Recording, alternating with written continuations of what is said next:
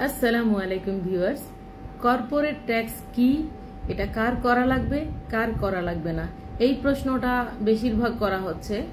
আপনারা যারা হোয়াটসঅ্যাপে এবং মেসেঞ্জারে বিভিন্নভাবে আমাদের সাথে যোগাযোগ করার চেষ্টা করছেন, কর্পোরেট ট্যাক্স নিয়ে কথা বলতে চাচ্ছেন, এক্সপ্লেইন করতে বলেছেন যে এটা আসলে কি, এটা কি আসলে আমার করা লাগবে কিনা, আমার তো ছোট লাইসেন্স, আমার কি আসলে করা লাগবে কিনা।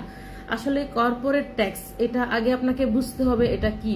আমাদের দেশে যেমন আদমশুমারি হয় যে আমাদের আসলে কতজন লোক আছে, আমাদের কতজন লোক, সর্বমোট কতজন লোক আছে আমাদের দেশে, জনসংখ্যা গণনা করা হয়, ঠিক তেমন এই দেশে এমন হারে লাইসেন্স বেড়েছে যে তারা তাদের নিবন্ধন, তাদের আওতায় আনতে চাচ্ছে যে কত লক্ষ লাইসেন্স তাদের দুবাইয়ের গভর্নমেন্টের কাছে আছে। এই হিসাব যদিও ডিডির কাছে আছে, তারপরও তারা কেন চাচ্ছে?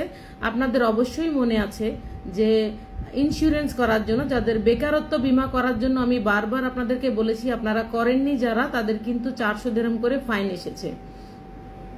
যে ফিটা আপনাদের লাগতো 60 টাকা 65 টাকা, সেটা আপনারা এখন দিচ্ছেন কত? 400 দিরহাম ফাইনও দিচ্ছেন, পাশাপাশি আবার নতুন করে ইন্স্যুরেন্স করছেন।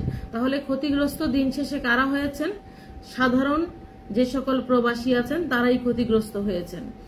এখন প্রশ্ন আসে যে কর্পোরেট ট্যাক্সের সাথে সম্পর্ক কি? কর্পোরেট ট্যাক্স হলো আপনি কতগুলা লাইসেন্স আসলে বাংলাদেশিদের হয়েছে, কতগুলা পাকিস্তানিদের হয়েছে, কতগুলা কোন দেশের হয়েছে, মানে কার আন্ডারে কতগুলা লাইসেন্স আছে সেগুলা গণনা করা হবে এই কর্পোরেট ট্যাক্সের মাধ্যমে। আপনাকে কোনো ট্যাক্স দিতে হবে না, আপনাকে শুধুমাত্র গণনার আওতায় আনার জন্যই এই কর্পোরেট ট্যাক্স করা হচ্ছে।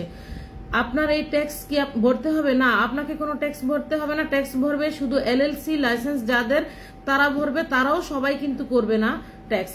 কারণ হচ্ছে 3,75,000 দিরহাম যাদের নেট প্রফিট থাকবে, মানে হচ্ছে আপনি আপনার কর্মচারীর বেতন দেওয়ার পর এবং আপনার দোকানের সব খরচ উঠানোর পর যদি 3,75,000 দিরহাম নেট প্রফিট থাকে এবং সেটা আপনার কোম্পানি অ্যাকাউন্টে লেনদেন হয়, দেন হচ্ছে আপনাকে 9% ট্যাক্স এই দেশকে, মানে আরব আমিরাত সরকারকে আপনাকে দিতে হবে। তো আপনার তো আসলে এত ইনকাম নেই, তো ইনকাম যেহেতু নেই আপনাকে ট্যাক্স দেওয়ার ভয়ও নেই। অনেকে ভাবতে পারেন যে আমি এটা করলে হয়তো আমাকে ট্যাক্স দিতে হবে, আসলে এই ধরনের কোনো সিন নেই। তবে আপনি যদি এই রেজিস্ট্রেশনটা না করেন, কর্পোরেট ট্যাক্স রেজিস্ট্রেশন না করেন, তাহলে আপনাকে জরিমানা গুনতে হবে 10,000 দিরহাম। এখনো যার যার ফাইন আসেনি তারা আজই যোগাযোগ করুন আমাদের সাথে। যার ফাইন এসে গেছে তার কপাল খারাপ, এই ফাইন কোনোভাবে মাফ হবে না, এটা আপনাকে পে করতে হবে। এই ফাইন যতক্ষণ আপনি পে করবেন না, না আপনার লাইসেন্স রিনিউ হবে, না আপনি কখনো আর পার্টনার ভিসা লাগাইতে পারবেন, না আপনি কোনো ব্যবসায়ের অংশীদার হইতে পারবেন। তো অবশ্যই বুঝতে পারছেন যে এই ফাইনটা কত জরুরি। এবং এই ফাইন এমনও হইতে পারে যে এমন ভাবে বাধ্যতামূলক করে দিতে পারে যে আপনি এক্সিটও করতে পারবেন না। তো যারা আছেন লাইসেন্স মালিক ভাইয়েরা, আমি বলবো যে ভিডিওটা না টেনে দেখবেন এবং আপনারা আপনাদের কর্পোরেট ট্যাক্স রেজিস্ট্রেশনের জন্য আমাদের সাথে দ্রুত যোগাযোগ করবেন। স্ক্রিনে দেওয়া আছে কাদের কতদিন পর্যন্ত সময় আছে, সেটার মোটামুটি একটা বিবরণ দেওয়া আছে, আপনারা দেখে সবাই জলদি আমাদের সাথে যোগাযোগ করুন। Thank you.